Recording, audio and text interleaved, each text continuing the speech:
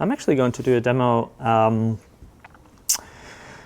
on how you can use multiple GPTs in one. It was inspired by a previous talk or demo that we had 3 months ago now. Was it 3 months ago?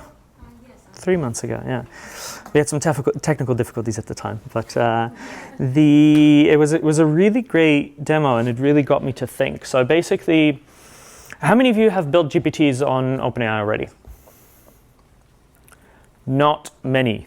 That's going to be interesting. So the concept of a GPT is fairly simple. It's a custom, or it's a pre-personalized version, I'd say, a pre-configured version of ChatGPT. It just has a few pre-configured instructions that it has every single time that you execute it. So I'll give you a direct idea here. So I've got a GPT here that I set up, which is called the Mindstone ICP, so Ideal Customer Persona GPT, and I gave it some information on what Mindstone's ideal customer persona is. Very simple. So here you can see the context that this GPT has. They're taking on the persona of a COO in a professional services firm, which is basically that is our ideal customer persona. They've been hearing about AI. They mostly heard about productivity gains and automation, and less about how it helps you improve the quality of your work, which is one of the things we often get into. Afraid to move slowly, be left behind, keen to explore options, want solutions to be real and have impact, and focused on business outcomes very specifically. Now, to be clear, all of the GPTs I'll show you today are not particularly developed. I actually set all of these up this morning in order to be able to do this particular demo. When you actually use these in production, you can get way more detailed on what is your actual customer persona. You can add some documents to it as well. So you can just upload your marketing material on for your ideal customer persona and so on. It basically means that ChatGPT will take on the persona of this particular configuration, in this case, the CEO of a professional services firm. Now, where it becomes interesting is that you can chain these together in ChatGPT. So I have set up customer personas here. Different GPTs. One which will help me with a brainstorm. Then I've got two types of customers. We've got the reluctant customer. In our case, so what we do is we do AI training for non-technical staff. And we tend to end up with two types of people that go through the program that we have, which is the people that are really keen to understand how to use this technology and they're really leaning in, and the people that are being told by their boss, yes, you have to go through this program. Two very different profiles. Right? So I have one set up, which is a reluctant learner, and the other one that is a keen learner. I then have a CEO persona, which basically has the context, and I'll show you that, has more of the context of the business.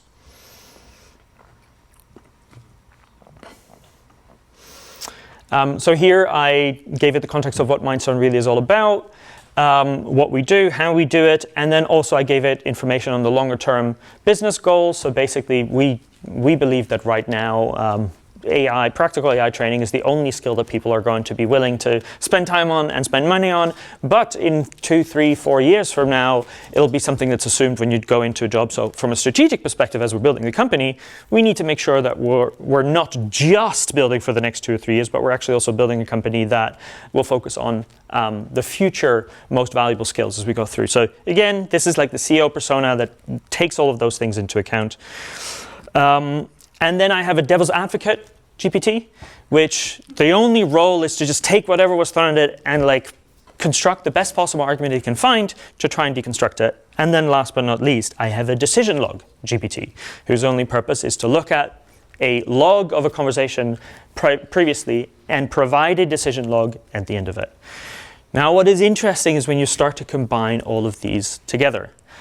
Live demo, you cheated before, means that things might go wrong. So we're going to see what happens here.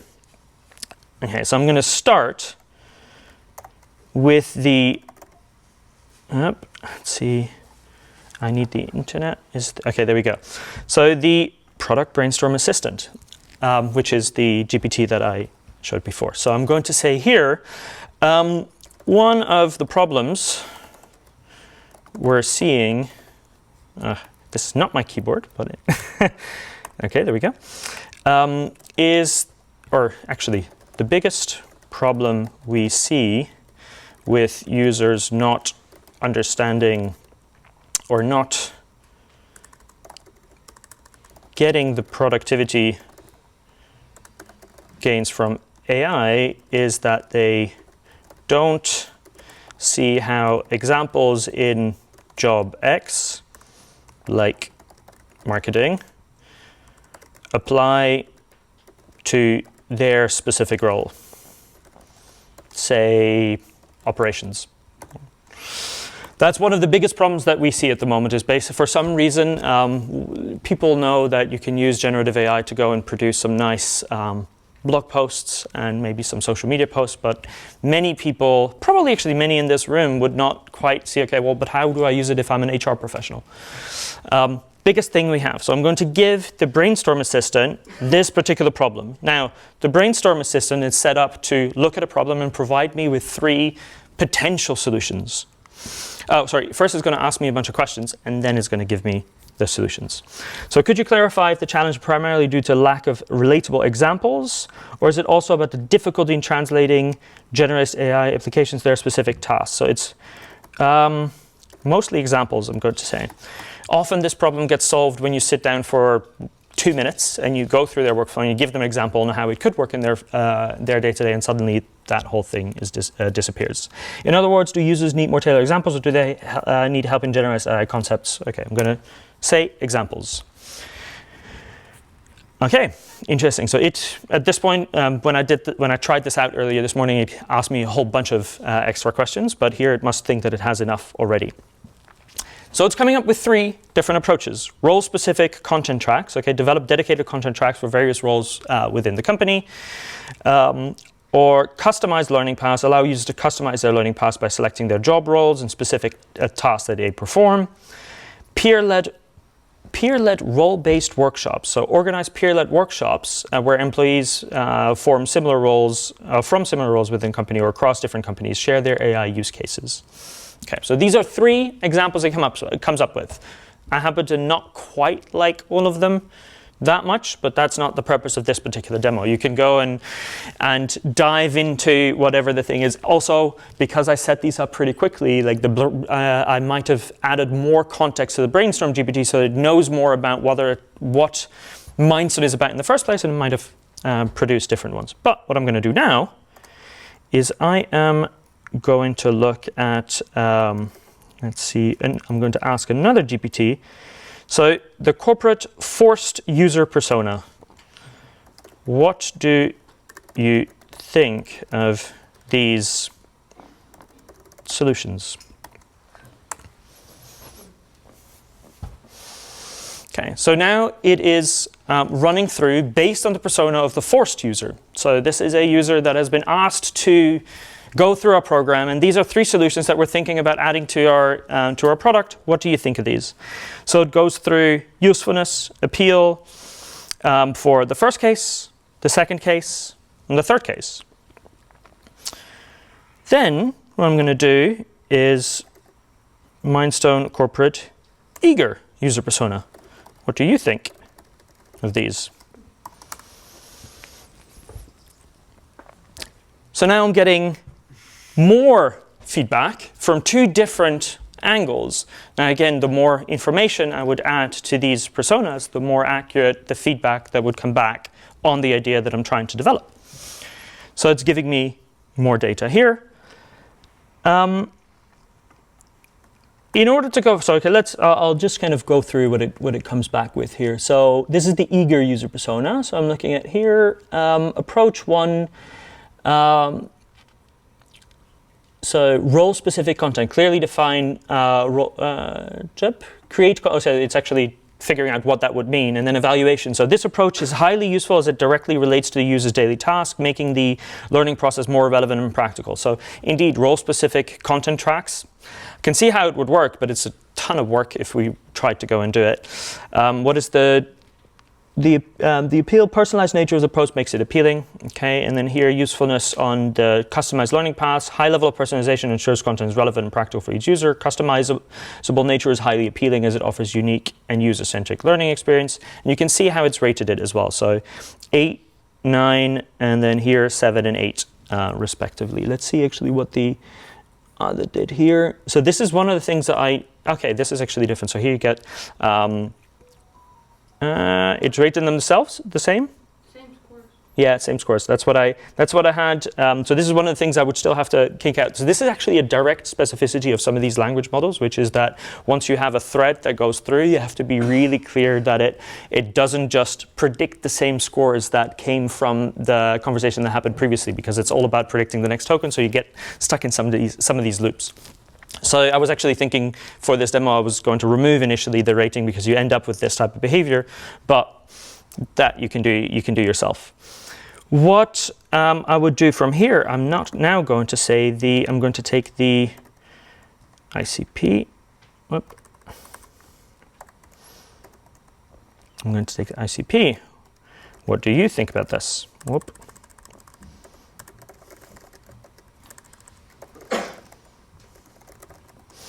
So now I'm going to look not at the user, but what does this actually look like for my buyer, the person who actually decides to buy this solution in the first place. And so here, they would think, okay, we're looking at scenario 2 there. Okay, so scenario 1. Directly addresses the need for relevance and applicability by providing examples for each role, helps users see how AI can be applied day to day, and so on. So slightly different approaches as you go through. One of the things I would actually like to try is if you add a marketing step in between, and you have a marketer that basically tries to package these 3 different solutions in a way that would be appealing to your ICP, and then you layer in the ICP, you can then get to another level. Now, before I actually try and get to a decision, I'm going to look at the CEO persona. What considerations should we take into account for these various options?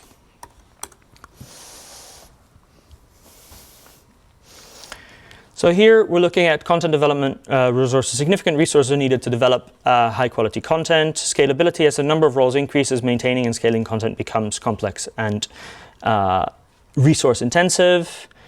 And then let's see if it goes further. Okay, this is actually the first scenario it went through. Let's see, summary of considerations. So it went here, high relevance, directly applicable task, cons, high resource requirements, complexity in scaling and maintaining the content. This is what I was literally saying before on the content-specific tasks or tracks.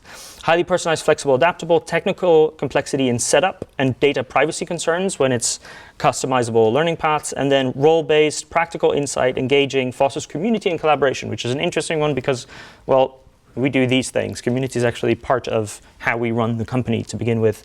Difficult to scale though, logistical challenges. Yes, I'm on a plane all the time. It is not the easiest. Strategic recommendations, and then final thoughts. Selecting the right approach requires balancing resource investment and so on. Okay, so we now have the CEO view of these 3 different options and what are the considerations to take into account. What would be the next step? Product manager would look at everything that everyone said, figure out what is the right option to go for. So I'm now going to do product manager persona. Which option do we go for?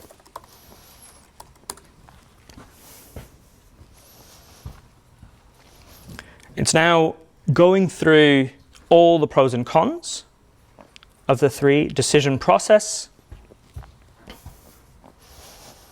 and then recommended option, customizable learning paths, step-by-step implementation. It actually goes through what would this mean, what could you take out of it, data privacy, implement stringent data privacy measures. So this is directly from the feedback of the CEO that this was one of the things that needed to be taken into account. And now I have gotten to a decision, so I can do 2 paths. I'm going to start with devil's advocate because I want to figure out, wait, why was this the wrong decision to make?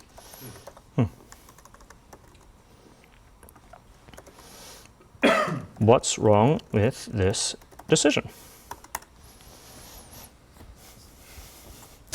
So now it's going to point out all of the different issues that that relate to the decision that the product manager had taken previously. Technically complex in cost, data privacy concerns, content coverage and quality, building and maintaining a comprehensive high-quality content library that covers all roles and tasks is challenging. Ensure that AI-curated content remains relevant, up-to-date with industry trends. Actually, I wonder if it...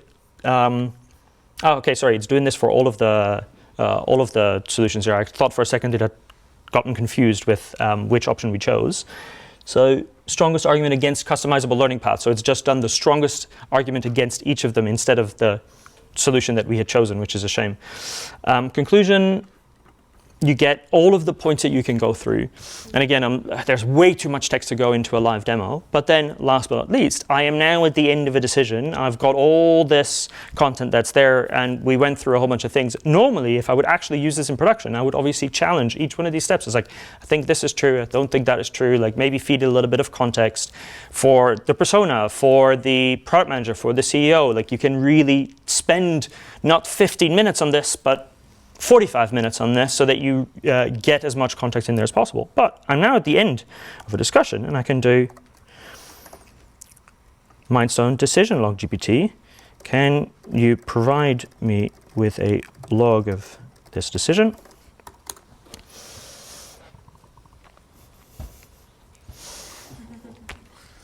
It's now going through the full context, what has been discussed, what were the pros and cons.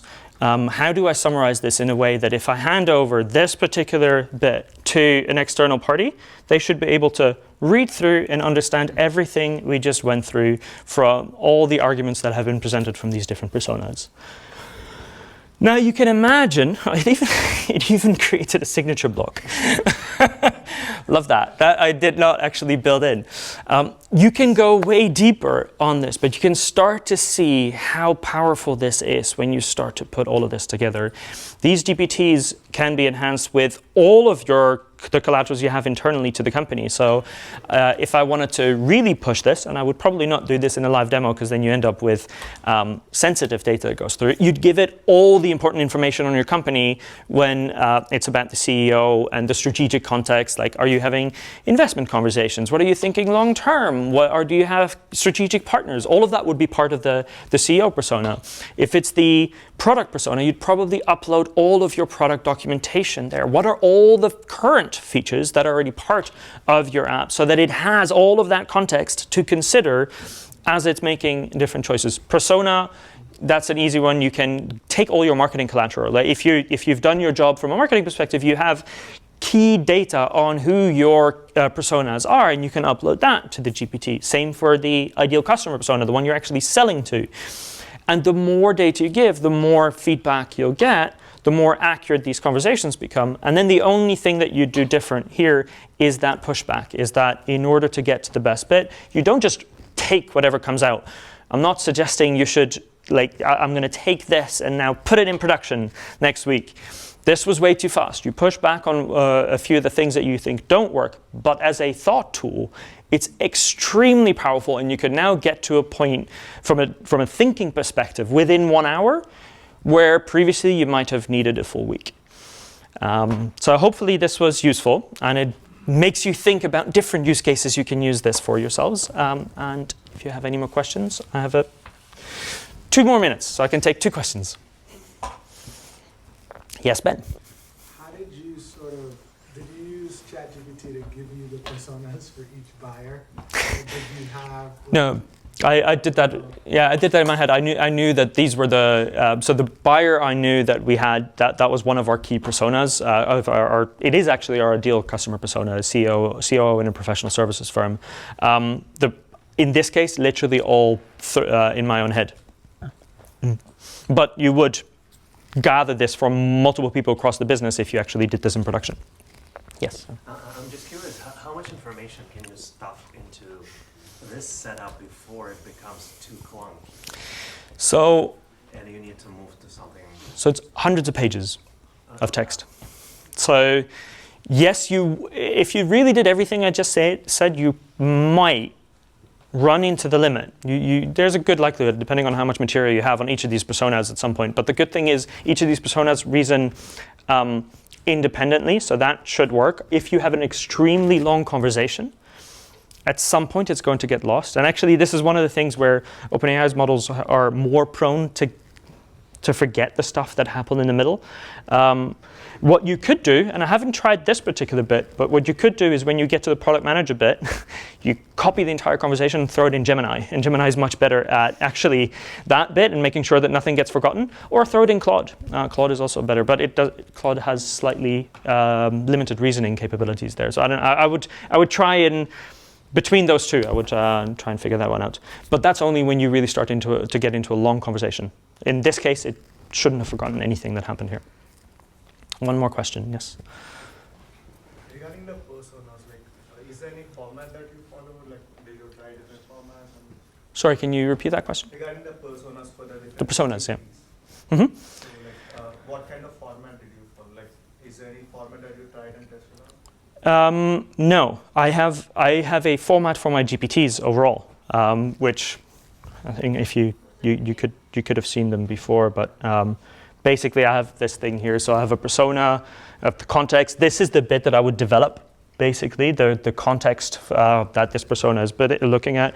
Then the goal, you also have to be very clear. So here the personas I'm asking them to give a well-balanced and weighted opinion on the usefulness based on who they are.